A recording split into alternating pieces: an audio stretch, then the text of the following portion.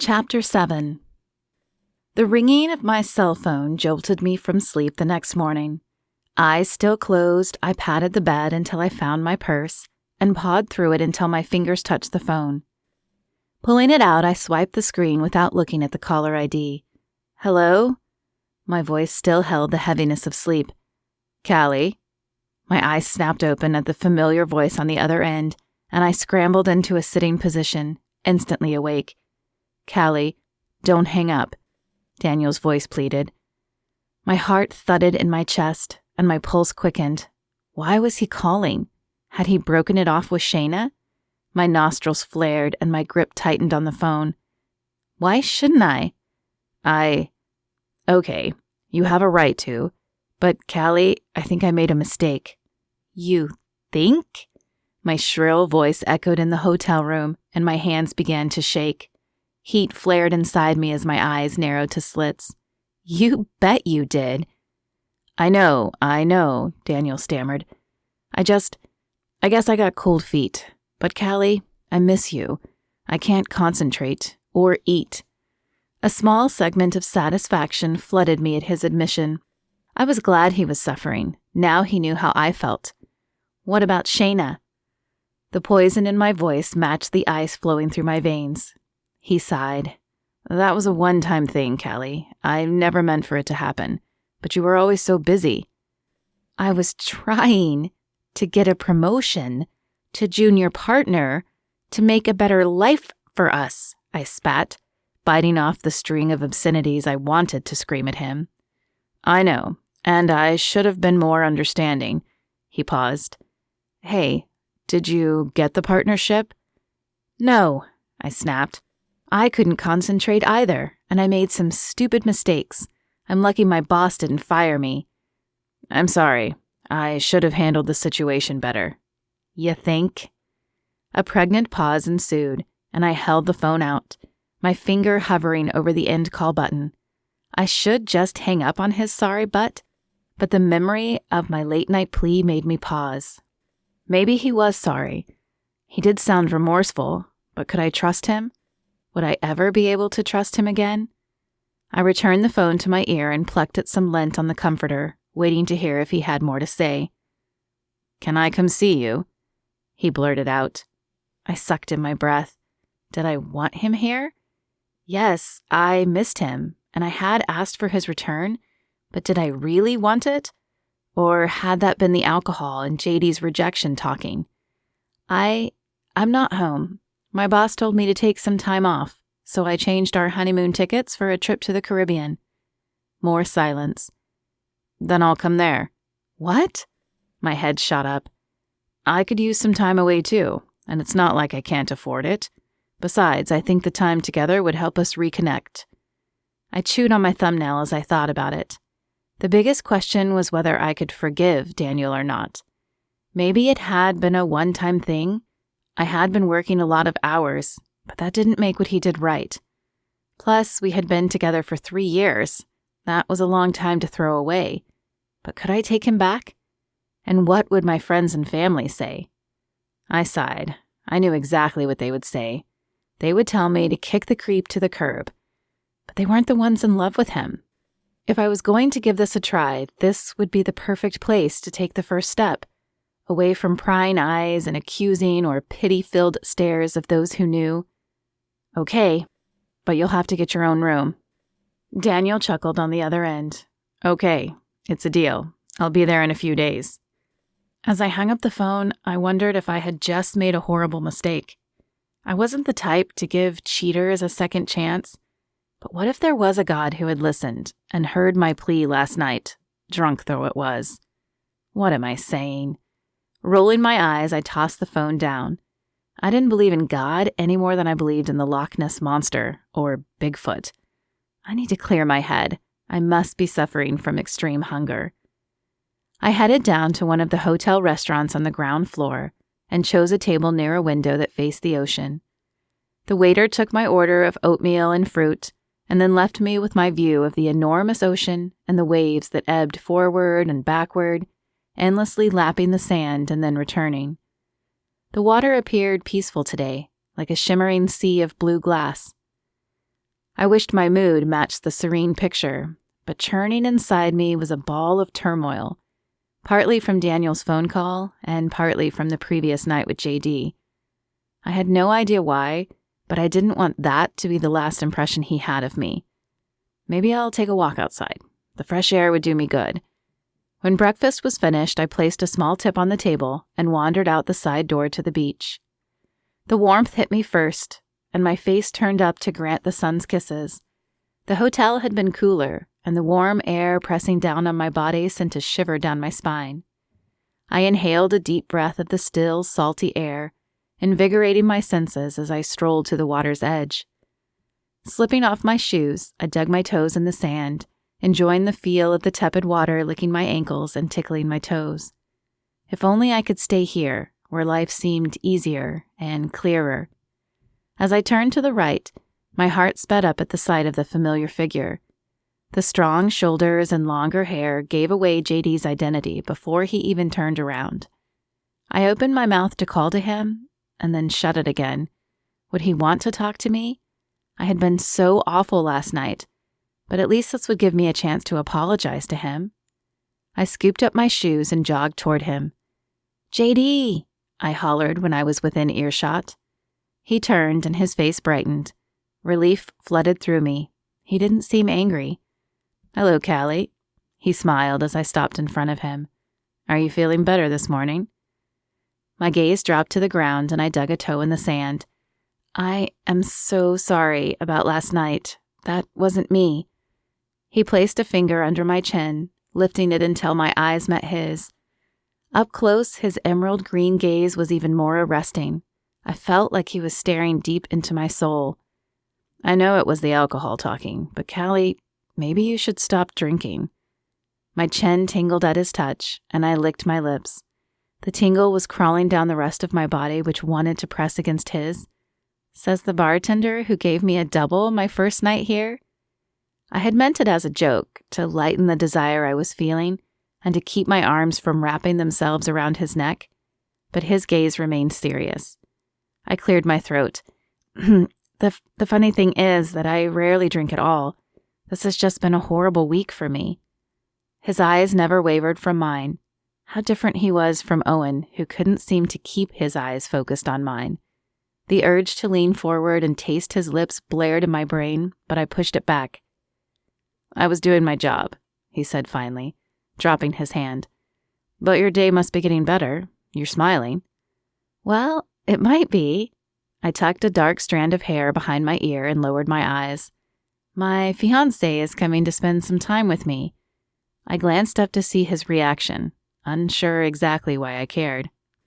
JD's eyes widened and his mouth parted. Your fiancé? You mean the one who left you at the altar? Well, yes, I stumbled, my toe twisting in the sand again. But he called this morning and apologized, and maybe we can work things out. What am I doing? He doesn't even know me, and he is not convinced. Why did I say yes to Daniel? JD tipped his head to the side as he stared at me.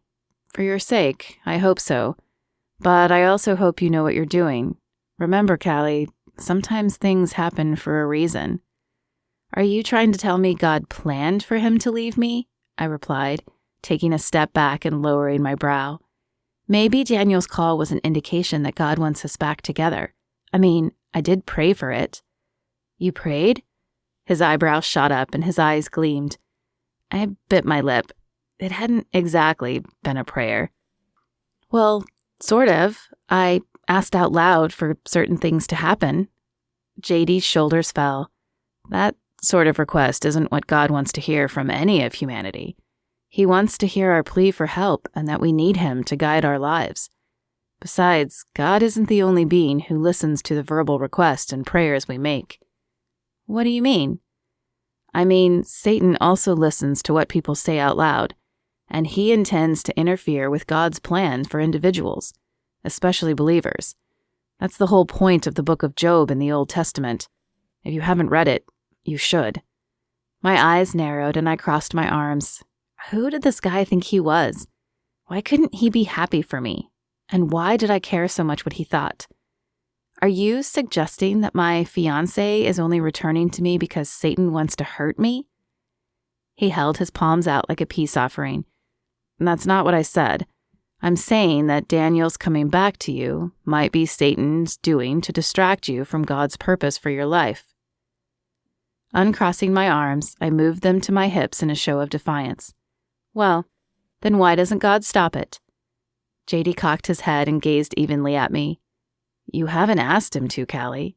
If you want God to influence your life, then you have to let him into your life. Jesus said that he will give us rest and carry our burdens, but we have to ask him to. We have to confess that he is Lord and that God raised him from the dead in order to be saved. Salvation is the starting point in having a working relationship with God. I had no idea what to say to that. Why does he have to bring God into everything?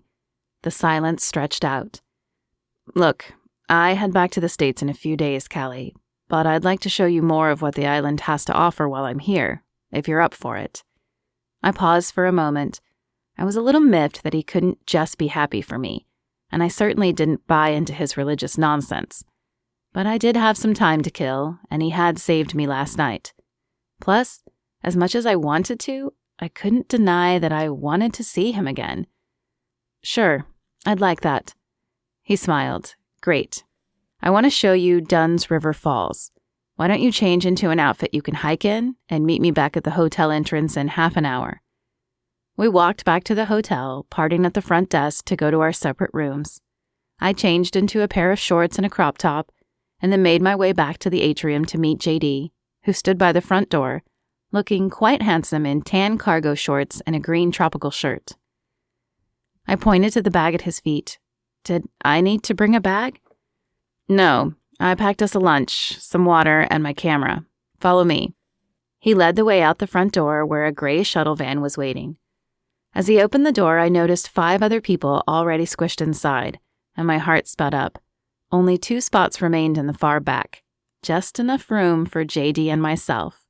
The space was tight, and as he scrunched in, his skin pressed against mine from the top of my shoulder down to my foot. A tingling shot down my skin, and I breathed in his clean, masculine scent. As the van pulled out of the parking lot, I sneaked a glance at him from the corner of my eye, but his gaze focused out the window at the scenery. I took the opportunity to study his features. While his face wasn't as chiseled as Daniel's, his strong jaw commanded attention, and his soft lips eluded gentleness. What would it be like to kiss them? Would they be soft and gentle, or hard and passionate? What are you doing? You can't fall for this guy. You agreed to give Daniel a second chance. I forced my eyes from his face and stared down at my hands. What was happening to me? My whole life I had always been so sure of what I wanted, and now I seemed to have no clue. A few minutes later, the van parked and everyone tumbled out. Though not extremely loud, I could hear the roar of the falls. We must be close. A sign near the parking lot indicated the direction to follow, and I fell in step beside JD as we climbed the path. Have you been here before? Yes, that's one of my favorite places, though it's much more fun to come with someone who hasn't seen it before. His smile warmed my heart and caused another flush to spread across my face. The way he looked at me was so different from the way any other man ever had. I couldn't quite place the difference, but it made me feel special. Trees and other green fauna surrounded us on either side as we continued up the gradual incline of the trail. My breath grew more ragged as the ascent grew steeper. I had thought I was in shape. I made it to the gym on average 4 times a week and walked the other days, but the incline was testing my endurance. Sweat broke out on my forehead and trickled into my eye. As I raised a hand to wipe it away, I bumped into JD's unmoving back. Why'd you stop? JD stepped to the side, and I gasped. The falls lay ahead. Clear blue water rushed over the edge, and white rocks peeked out from under the overflowing waves. The green of the jungle around complemented the blue and white foam, making the view pristine and untouched. Breathless, I whispered, "Wow, it's beautiful." He smiled and pointed to a large tree stump. "Come on, we can sit there and eat." At the stump, he dropped his bag, and I sat down, enjoying the opportunity to catch my breath. He pulled out 2 turkey sandwiches, some fruit, and some extra bread from the backpack and laid them in the middle.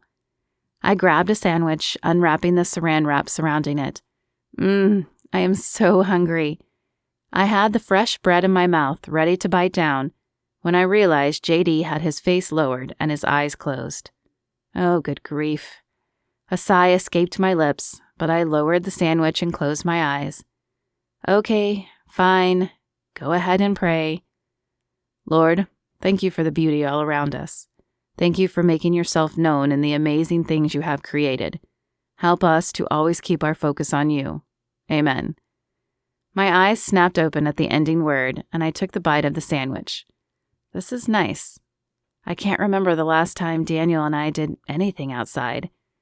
I cocked my head, thinking back over the last few years for a time we had gone hiking or camping or even on a picnic, but came up empty. Daniel and I both worked too hard to sit down and admire nature, and when we did go out, it was almost always to fancy restaurants or less than memorable parties, never outside enjoying nature. My eyes turned to JD, who was chewing his own sandwich. Suddenly, I was curious about him, the rest of him that I hadn't seen yet. Did he eat like this back in the States? Did he take his dates on picnics or romantic carriage rides? Where do you live? The words escaped my mouth before I could stop them, and while he raised his eyebrow at the suddenness of the question, he didn't seem put off by it. New York? Do you like it there? I couldn't reconcile my image of busy New York with this laid-back man. Did he wear a suit to work every day, or jeans and a button-down shirt? Did he take the subway or walk? Some days, he smiled. Sometimes it's too busy for me, and I wish I lived somewhere a little slower and less intense. But right now, that's where my business is, so that's where I am. Come on. He offered a hand to help me up, and then pulled a camera out of his bag. Stand over there. He pointed to a spot where the falls would be visible to my right, and a crop of beautiful rocks would fill the background. I followed his direction, feeling self-conscious as he raised the camera, pointed it at me, and clicked the button a few times. However, the more the camera clicked, the more relaxed I became. My turn, I said, reaching for the camera, when he paused. I've got a better idea. He glanced around for a minute, then he placed the camera on a tall rock. He checked the view, hit a few buttons, and ran to my side. Leaning his face in close, he whispered, "Smile." I would have smiled anyway. There was something about him that kept a smile on my face almost constantly, but I heeded his instruction, fighting the urge to turn and look at him. The camera's audible click reached our ears, and JD collected it. I was hoping he would take another, so I would have a reason to be close enough to breathe him in, but he packed the camera and the leftover food and threw the pack over his shoulder. We spent the rest of the afternoon hiking around the falls, taking pictures and admiring the view. As the sun set, we made our way back to the van. Disappointment filled me as I opened the van door. I had been looking forward to another ride with JD pressed up against me, but some of the other people must have taken an earlier shuttle, because only 2 people filled the back seat. Sighing, I climbed into the front bench seat. JD climbed in beside me, but without another person in the seat, plenty of room still separated us. As the van pulled up to the hotel, I dared a glance at JD. His brown hair was tousled from the hike and the wind, and my fingers itched to touch it. Would it be as soft as it looked? What would it feel like between my fingers? I wondered if he found me as attractive as I found him. He climbed out of the van first when it parked and offered a hand to help me down. My pulse skipped as heat from his hand radiated up my arm.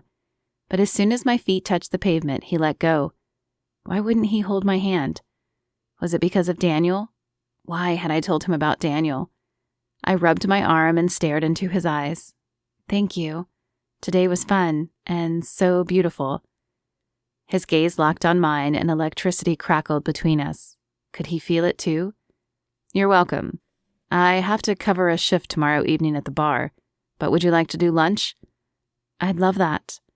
My lips parted and I raised my chin, my sign that I wanted him to kiss me. Come on, kiss me. I willed the words at him and his eyes dropped to my lips.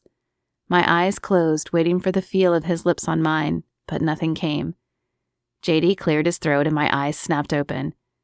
Okay, well, I think I'll call it a day. He brought his hand up in an awkward wave and lumbered off to his room. I sighed and ran my hand over my face as I watched him walk away. When I was sure he wouldn't change his mind and come sweep me up in a kiss, I returned to my own room. As I changed into pajamas, brushed my teeth, and climbed in bed, I couldn't help replaying the day in my head, though in my imagination, it always ended with a kiss.